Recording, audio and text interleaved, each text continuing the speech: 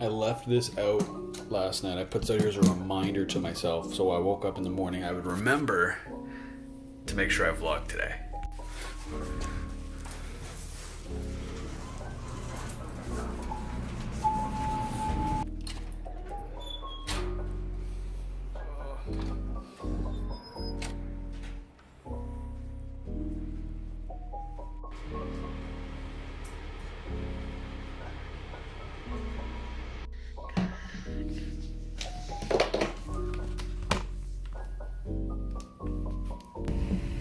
What is this? Are you doing a thing? Yeah, why? Oh, I'm already doing anything. Okay. Why? I was just gonna get my tea. You can go get your tea. Not when you're recording, eh? Why? She said I don't want to be in the background. I'm not gonna use it.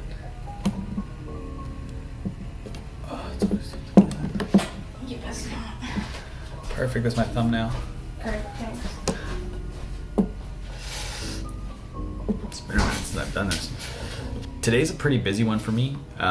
Thursdays are usually pretty busy for me. I have 2 reoccurring tasks that happen every morning on Thursdays from 2 different clients. That usually takes up the bulk of my morning.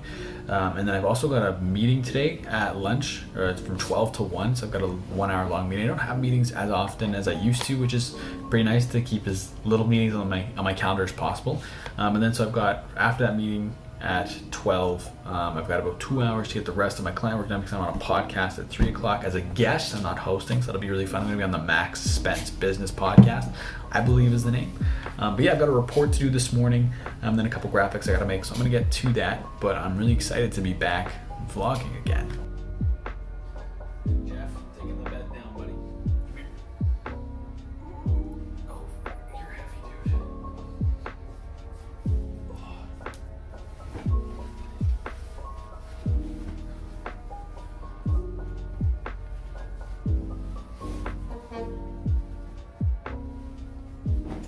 My 12 o'clock meeting just got canceled or rescheduled, so that opened up another hour of my day, which is always nice when that happens.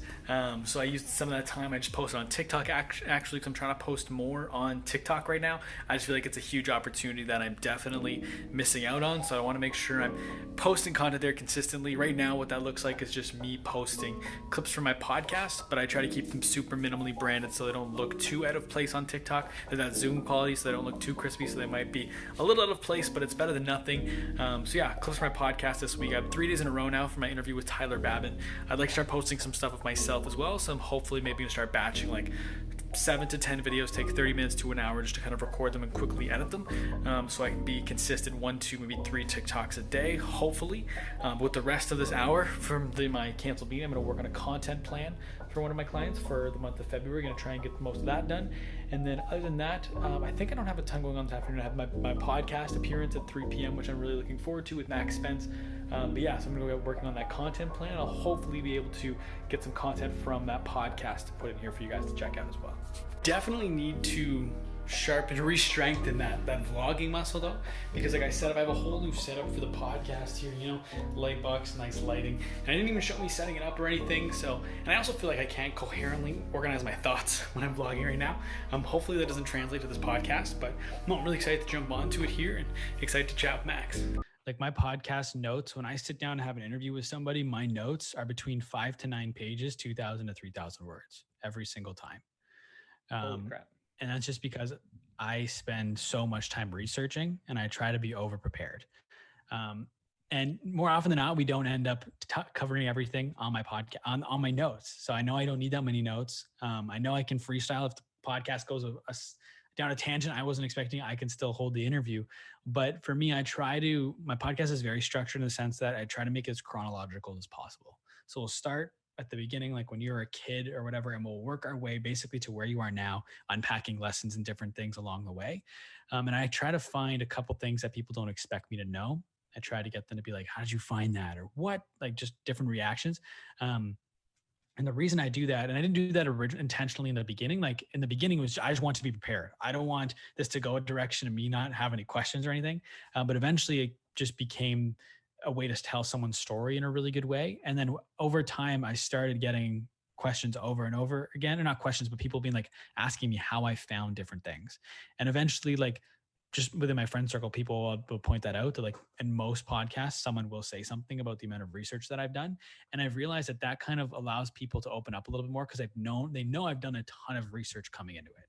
They know that like it's not just a random interview. Like I've spent the time to research and ask them about like random things. Like back to the podcast I have with Zach Kravitz, comes out in a couple of weeks, but I asked him about a commitment letter, or he got a recruitment letter, sorry, from UCLA for volleyball when he was 15. He's like never talked about it on a podcast before. He's 28 now, so it was 13 years ago. But I was able to find, I can't remember how I found it, but I asked him about it, and he was like, he like slapped his desk. He's like, man, that's crazy. And so it's just like that gives a connection with the guest and makes them more comfortable, and they feel like they can open up a little bit more. I think I was narrowing myself down. I think I was like narrowing myself to being like this social media business guy. And I think now kind of end of 2020, early 2021, I had the kind of like the realization of like, maybe I don't want to do that forever, right? Like maybe I can explore other things and other interests. So I feel like I've jumped around like within that bubble of social media and business, but I feel like now I'm kind of letting myself explore other things outside of just that specific industry. But I have tried a bunch of different things, like whether it be like posting on TikTok or this podcast or like all the different YouTube channels I've started in the last 5 years. Like I definitely have jumped around a little bit. And I think like I found a thing with the podcast that I like to do. Like we just talked about, I've been consistent with it. So I have my thing that is a podcast that I can be consistent with, but also have used the extra time to expose other creative elements. So be consistent with whatever it is, like whatever you pick, and then use the free time that you have to kind of explore those other little things. I'm not jumping fully to different interests. I'm just trying to incorporate them a little bit on the side, if that makes sense. I think I am more creative. I think I do have a little bit of that business side, but I think I have like a drawing, like I'm drawn to be creative, if that makes sense.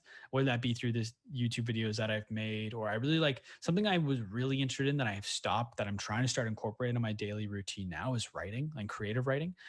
Growing up, I wanted to be a writer. I wanted to be like a director of movies, but I never really pursued that very much. Like I never did drama in high school. Like I think I was just clung to the identity of like, I am an athlete, and athletics was a huge part of my life and I wouldn't change that. But creative writing was something I was interested in, but I never let myself pursue that in any way, shape, or form. Yeah. And so kind of a long story, but I have one viral podcast on YouTube with a YouTuber named Just Dustin. It has 820,000 views. And so I was like, well, that's it. I just got to interview popular YouTubers, and then the YouTube algorithm is going to pick it up and it's going to be great. Obviously, getting big YouTubers on the podcast is easier said than done. So I was like, what if I did my research for a podcast, but instead of interviewing someone, I like presented it and used all of my research to kind of back up what I'm saying. And so it was kind of an idea I had, and I like explored the like the YouTube space and seeing like, do these type of videos work? And I noticed that long form videos like that do work. They get longer views, longer average view. People come back for repeat views, like things that the YouTube algorithm likes. I thought it was something that I would have a skill, like the skill set I developed with the podcast would lend itself well to that.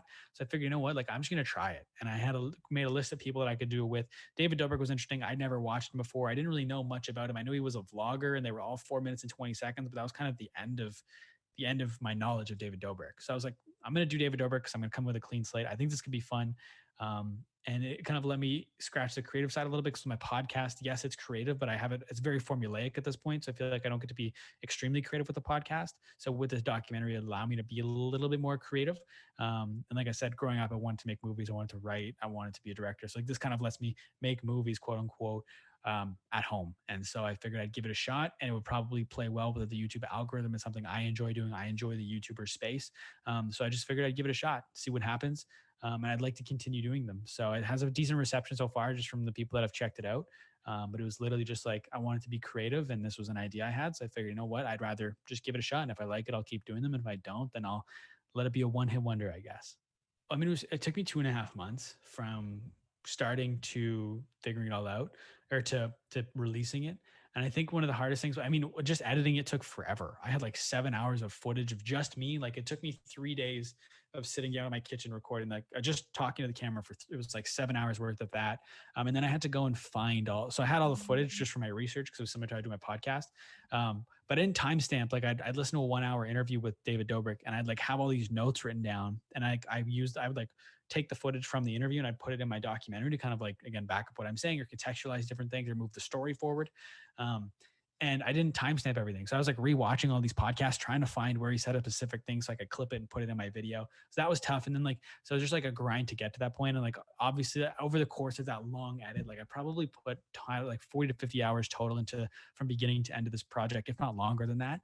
And there's going to be doubt. I'm like, is anyone going to like this? Am I doing all this work to get like 33 views on YouTube? Like, why am I doing this? Like, of course there's those like doubting questions, but I just powered through. And I think the hardest one where I was going to upload it, it's an hour and a half long. I schedule it. 2 clips are copyright claimed. The video's blocked around the world. No one can watch this video in the current form. So I had to go back and I had to re-edit parts, and going back after thinking I was done editing it and having to sit down and find new clips that talk about the same thing that I talked about, but from a different interview or a different source. So I had to find these clips, and then I had to fit them in there so it still made sense. And so re-editing it was just kind of like, I thought I crossed the finish line, and the finish line just moved further ahead of me, and I had to go back and redo some stuff. So there's definitely struggles of just trying to get it across the finish line, I think, and actually shipping the documentary. But I'm super happy I did it, and I already started working on the next one. So yeah, there's definitely some struggles and some doubting myself at points, but I think it was worth it in the end. I'm very happy that I put it out. I think I would have been upset if I just stopped doing it. If I was just like took it 95% of the way and I was just like, and then just didn't put it out. I think that would have been worse than having to re-edit it. So I try to think of myself like in like 40 years writing the autobiography of my life, and like how will this, if this chapter, this story I'm writing right now of this documentary, it'll have a terrible ending and I just gave up. Versus, and I went back, you know what I mean? Like I try to think of it in that context.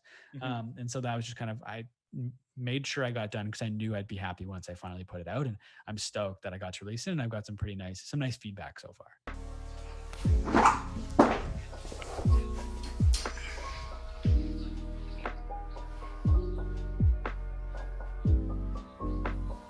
With Ottawa being in another Ontario, I guess technically being in a state of emergency, our gym here in the building is closed, so I'm back to workouts in the apartment.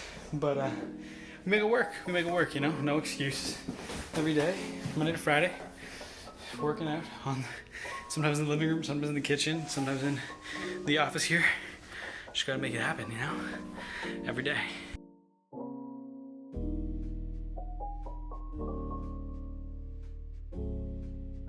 That was just a little time lapse of my part of my prep process for my podcast that I have next Wednesday with Jason Portnoy, the owner of JPort Media and the host of what is the name of his podcast? I'm blanking on it. Perfectly Mentored Podcast. So that was kind of the middle step in my podcast prep. So step 1 is literally just research, listen to everything, watch all the videos, read all the articles, just kind of dump it all into a document. And then step 2, here's me kind of breaking it into sections and reorganizing and organizing all of that brain dump into kind of in a way that makes sense. And then tomorrow, actually probably not tomorrow because I'm busy, I have a podcast tomorrow night, but probably Saturday morning, maybe or afternoon, I'll go through and I'll kind of restructure all of those little sections to make sure that each individual section flows well, and I'll add supplementary questions where it's necessary. So as of right now, I'm at 6 pages. The prep, my notes, my outline, whatever you want to call it, is 6 pages long, and it's 2,053 words. So it's going to be a bit of a long document by the end of it. Probably end up stretching to 7, maybe 8 pages, somewhere between 2,500 and 3,000 words. Probably is where it'll end up. But yeah, that's just a little bit of an insight into the preparation process for my podcast. I do this with literally every single podcast that I do. They're not always this long. Sometimes they tap out around 5 pages. Rarely, they're usually somewhere at 6 to 9. Typically, probably 6, 7 is where it commonly ends up now. Around 2,000, 3,000 words. My podcast on tomorrow with Zach Diamond, I think it's 7 pages. JT Barnett, I believe, is also 8 pages. That's on Sunday, and then I have Wednesday with Jason Portnoy. That's just a little bit of a little insight into how seriously I take this podcast. I am over prepared every single time.